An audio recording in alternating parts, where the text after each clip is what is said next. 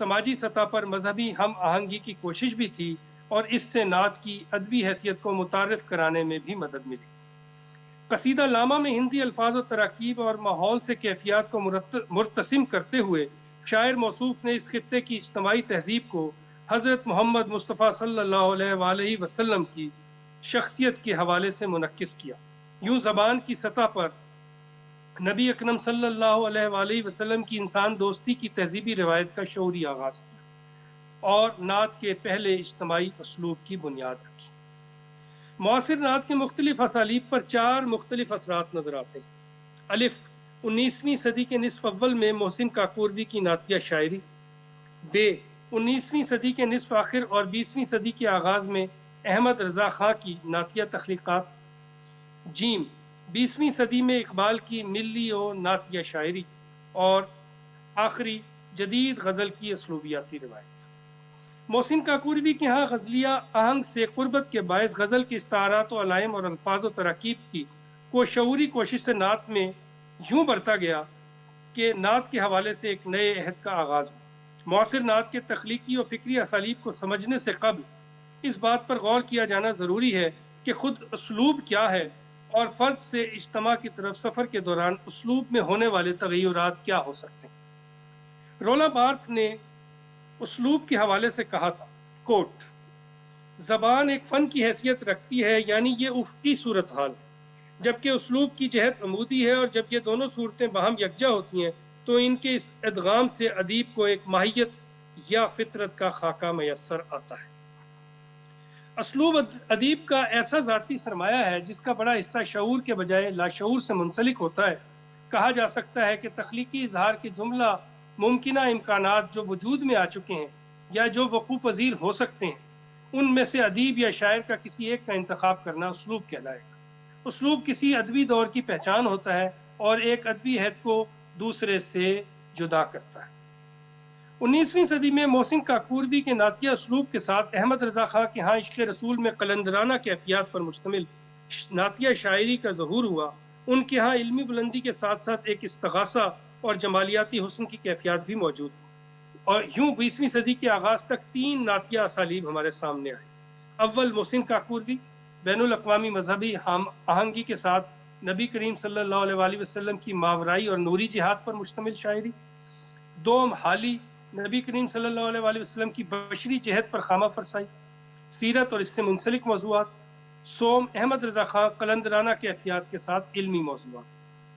नात 20वीं सदी में दाखिल हुई तो ये 3 मुख्तलिफ असालीब साथ साथ चल रहे थे। 20वीं सदी के रबा अव्वल में अल्लामा मोहम्मद इकबाल की मिल्ली और नातिया शायरी ने उसलूब का तस्वर कदरे तब्दील कर दिया। इकबाल के यहाँ नात के उन्वान से शेरी नमूने न होने के बावजूद उनका उसलूब नातिया रहा। वो इश्क़ रसूल के सच्चे दाई थे। 20वीं सदी की पहली 4 दहाइयाँ इकबाल की शेरी तख्लीक़ात से मुज़य्यन है और इस उसलूब का असर आज मुआसिर नात पर नुमायाँ नजर आता है। लौह भी तू, कलम भी तू, तेरा वजूद अल किताब, गुंबदे आब गीना रंग, तेरे मुहीत में हबाब। इकबाल उर्दू शायरी की तारीख के वो वाहिद शायर हैं जिन्होंने तख्लीकी सतह पर आकाए नामदार हज़रत मोहम्मद सल्लल्लाहु अलैहि वसल्लम को मरकज़ बनाकर उम्मत मुस्लिमा के मसाइल और दुखों की बात की। इकबाल का तारीखी शऊर उन्हें बार बार पीछे मुड़कर बहैसियत मुस्लिम अपने शानदार माजी की तरफ देखने पर मजबूर करता रहा और वो फिक्री सतह पर माजी से मुस्तकबिल के दरमियान मुतहर्रिक रहे। इकबाल की नजरियाती शायरी ने 20वीं सदी के नादगो शोरा की जानिब से फ़र्ज़ किफ़ाया अदा किया और इज्तमाई तौर पर तख्लीकी सतह पर अपने शानदार माजी की रोशनी में आज का दर्द बयान किया। इकबाल की फ़िक्री और तख्लीकी इसलूब में इश्क़ रसूल, शानदार इस्लामी माजी की तरफ पलटने का रुझान, नज़रिया खुदी व बेखुदी और नज़रिया तहर्रुक जैसे मज़ाहिर शामिल है। इकबाल के तख्लीकी और फ़िक्री उसलूब से बहुत से शुअरा मुतासिर, इनमें शाहनामा के खालिक हफीज़ जालंधरी का नाम नुमाया है। इकबाल की उसलूबियाती रिवायत अपने फ़िक्र और लफ्ज़ियात के एतबार से कदरे मुनफरिद और मुश्किल थी कि 20वीं सदी के आखिरी निस्फ़ में तरक्की पसंद तहरीक और फिर अलामती तहरीक ने उर्दू गज़ल को मुतासिर करना शुरू किया। उर्दू गज़ल पर पढ़ने वाले ये असरात उर्दू नात तक पहुँचे। यूँ 20वीं सदी की 7वीं दहाई से नात में एक नए उसलूब का इजाफा हुआ जिसे जदीद गज़ल का उसलूब भी कहा जा सकता है। नात में ये उसलूबियाती रिवायत जारी है। इस रिवायत में इस्तारा साजी और रमूज़ व अलाइम के ज़रिए انفرادی سطح پر ذات کا داخل کا دکھ بیان کیا جاتا ہے۔ جدید اردو نعت کی اس اسلوبیاتی روایت میں اردو غزل کے بڑے شعراء بھی شامل ہیں اور صرف تقدیسی ادب کو اپنا مطمع نظر بنانے والے شعراء کرام بھی موجود ہیں۔ 2001 کے بعد دنیا ایک بڑے اور فکری تقسیم کا شکار ہو گئی۔ ایسے میں اسلام بحیثیت طرز زندگی پر مغرب کی بیجا تنگ نظری کی جانب سے سوالات اٹھائے جانے لگے اور یوں مسلمانوں کے اجتماعی بیانیہ کو تقدیسی ادب میں ایک نئے طرز اظہار کی شکل حاصل ہونے لگی۔ یہ اسلوب ابھی ارتقاء کے مرحلے میں ہے اور اس کی شکل و صورت متعین ہونا باقی ہے۔ عمومی سطح پر اس روایت کی اساس مکالمے سے فروغ پاتی نظر آتی۔ پچھلے 20 برس میں مغرب کی تنگ نظر اذہان کی جانب سے آقا کریم کی شان میں گستاخی اور ہرزہ سرائی کی نام نہاد کوششیں کی جا رہی ہیں اور اس کے رد عمل میں تقدیسی ادبیات سے متعلق اذہان میں ایک اضطراب پیدا ہوتا رہا۔ یہ اضطراب نعت گوئی میں کہیں استغاثے کی صورت میں سامنے آتا رہا اور کہیں انفرادی دکھ کی شدید لہر کی شکل میں۔ اسی اسلوبیاتی روایت کے تحت مسلمان نعت گو شعراء میں مکالماتی نعتیہ نظموں کا رجحان بڑھتا نظر آ رہا ہے۔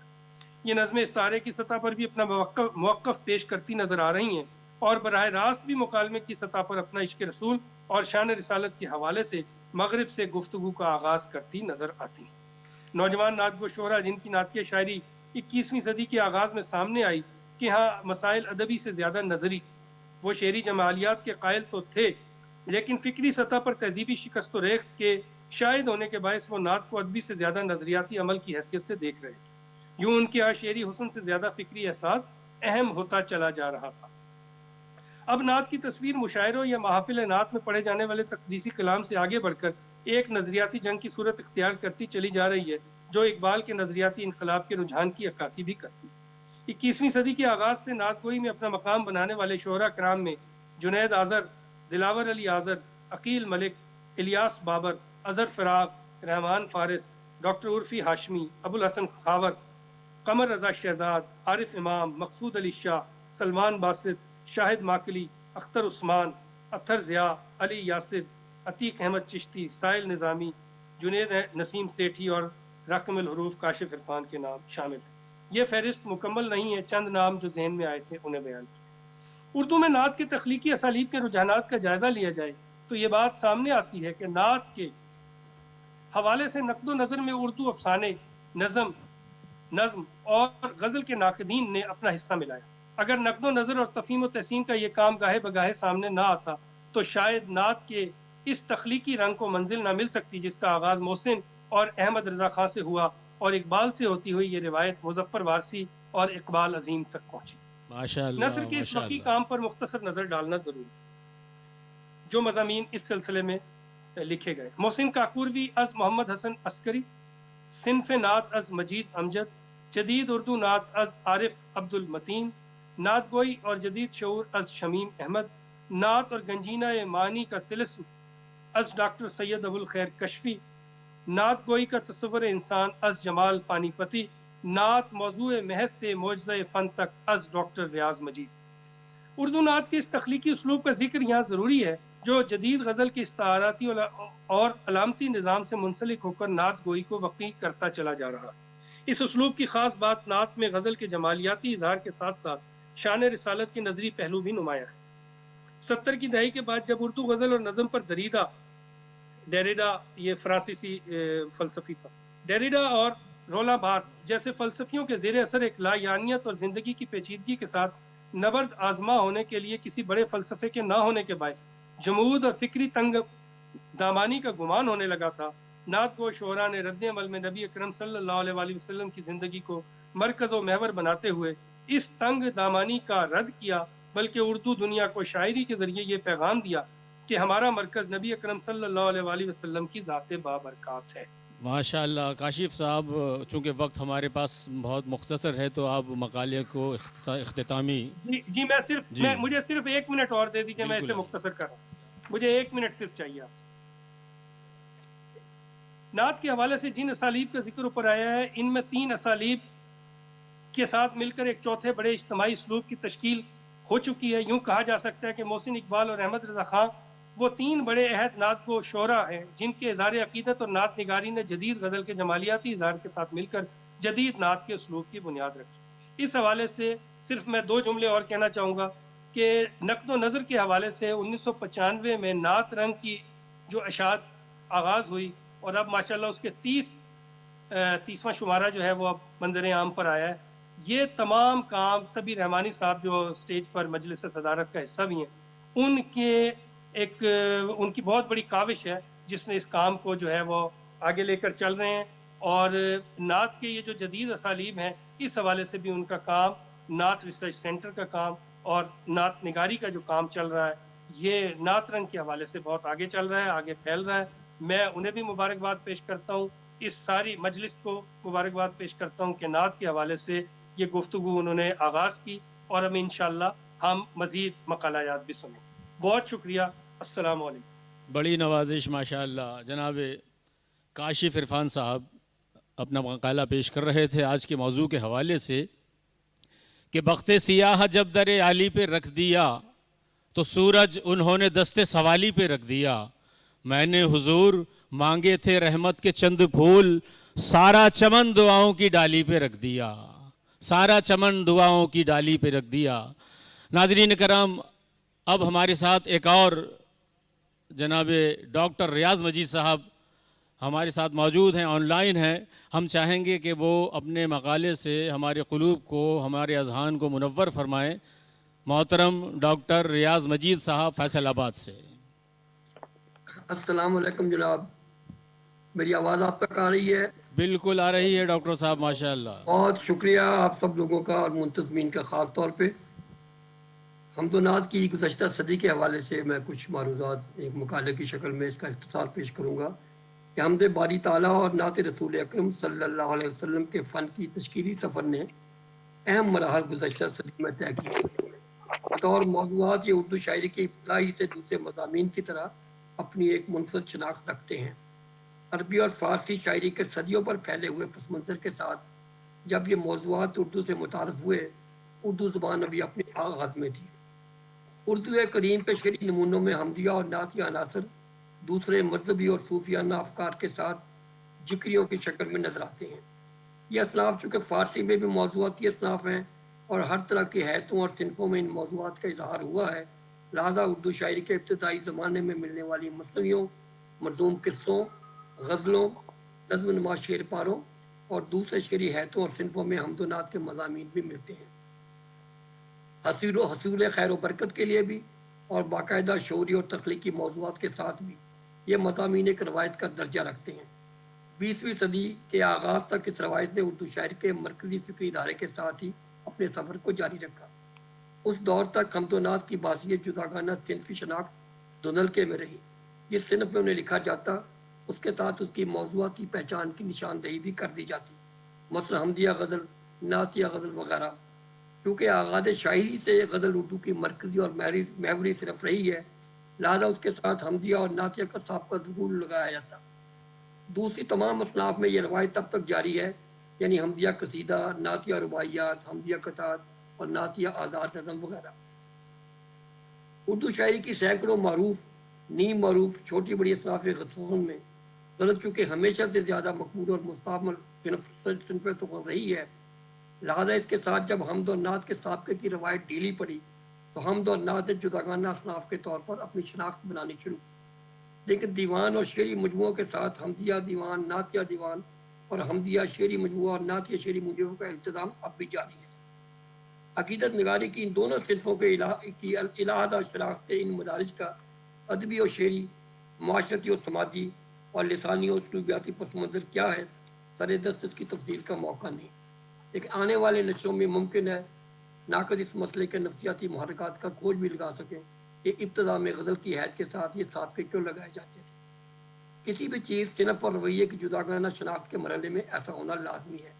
اسے الگ کرنے کے اور کچھ مختلف بنانے کے لیے کچھ اور چیزوں اور میدانات کی ضرورت ہوتی ہے. یوں غزل جو حمد و نعت کے فکر اور موضوع کا سب سے بڑا صنفی اور حیثی حوالہ بنی، اپنی فکری رضاکاری کی پہچان رکھتی ہے اور اس کے مطلع سے مقطع تک شاعر کے فکری میلانات اور موضوعات اور مضامین مختلف ہوتے ہیں. ہم موضوع اور ہم فکر اشعار والی غزل کو بھی غزل مسلسل کہا جاتا ہے، لہذا نعت کے حوالے کا غزل کے سابقے سے انطلاق اتنا غیر متعلقہ بھی نہیں تھا. حمد اور نعت کے اشعار آپس میں فکری ہم آہنگی رکھتے ہیں اور مختلف کیفیات، محسوسات، مشاہدات، تجربات، خیالات اور جذبات کے ترجمان ہوتے ہوئے بھی ایک فطری اور تخلیقی وحدت، آرگینک کریٹو یونٹی کے مظہر ہوتے ہیں۔ لہذا حمد و نعت کے اشعار بنت کے اعتبار سے غزل کے عمومی ضابطے سے مختلف ہوتے ہیں۔ میر تقی میر اور مرزا عبداللہ خان کی کوئی ایک غزل کہیں سے لے لیجئے، اور احمد رضا بریلوی اور حفیظ صاحب کے نعتیہ مجموعے سے کہیں سے ایک نعت بصنف و حیات غزل لے لیجئے، اور ان کے اشعار کے مضامین و موضوعات کا تعین کیجئے۔ غزل کو شاعروں کے کلام میں کثیر و جہات فکری میلانات اور رجحانات ملیں گے، اور نعت گاروں کے ہاں کثیر و جہات اور فکری میلانات اور رجحانات ہونے کے ساتھ ساتھ ایک واضح موضوعاتی جگانگت نظر آئے گی۔ یہ مائل بابرکز انٹروجیکٹو تناظر ہم آہنگی جگانگت حمد و نعت کا ایک اضافی وصف ہے جو اسے غزل پر حاصل ہے، یعنی نعت کے اشعار میں فکری تضاد یا موضوعاتی متضاد تنوع نہیں، جبکہ غزل میں ایسا ممکن نہیں بلکہ عام ہے۔ دونوں اصناف سخن خارجی طور پر وزن، بحر، ردیف، قافیہ، مقطع، مقطع، اشعار کی الگ الگ اکائیاں، تعداد، املائی اسلوب، اشعار کی ڈرافٹنگ، بے عنوان ہونا وغیرہ بہت سے خارجی عوامل کا ہو بہو اور یکساں نوعیت کے باوجود غزل اور حمد و نعت کے اشعار میں باطنی طور پر یہی وحدت فکر کی موجودگی یا عدم موجودگی سب سے بڑا فرق ہے۔ غزل کے اشعار کے افکار مختلف ہوتے ہوئے بھی متضاد خیالات کے حامل ہو سکتے ہیں، مگر عقیدت نگاری کی مدر صنف حمد و نعت اپنے مضامین و خیالات میں اختلاف اور تضاد کا شائبہ نہیں رکھتی۔ ان اصناف کے اشعار میں معنوی اور موضوعاتی رنگا رنگی اور وسعت و تنوع ہے، تو غزل کے اشعار میں ممکنہ اختلافی اور متضاد مضامین سے حمد و نعت کے افعال کی علیحدہ شناخت کے لیے اس دور میں جب حمد و نعت کی تخلیقی وسعت کے مقابلے میں واضح صورتیں سامنے آئیں تو شاعروں نے غزل کے ساتھ حمدیہ اور نعتیہ کا لفظ لکھنا بھی ختم کر دیا۔ پھر جیسے جیسے زیادہ شاعر ادھر متوجہ ہوئے اور حمد و نعت کی تخلیقات میں اضافہ ہوا، حمدیہ، غزل اور نعتیہ موضوعات کے عنوانات بھی معدوم ہوتے گئے۔ یہ تفصیلی گفتگو 20ویں صدی کے آغاز میں حمد و نعت کی جداگانہ شناخت سے قبل ان کی ذہنی تشکیلات کے سے متعلق ہے، جو غزل کی صنف کو حمد اور نعت سے متعلق ہونے میں سامنے آئی۔ باقی صنفوں میں جداگانہ شناخت کے لیے حمدہ اور نعتیہ کے ساتھ کے پہلے کی طرح آج بھی مقام۔ ابتدائی نعت نگاروں میں محسن کاکوروی، احمد رضا بریلوی، مینائی کا عقیدتی سرمایہ، کلیات محسن، حدیقہ بخشش،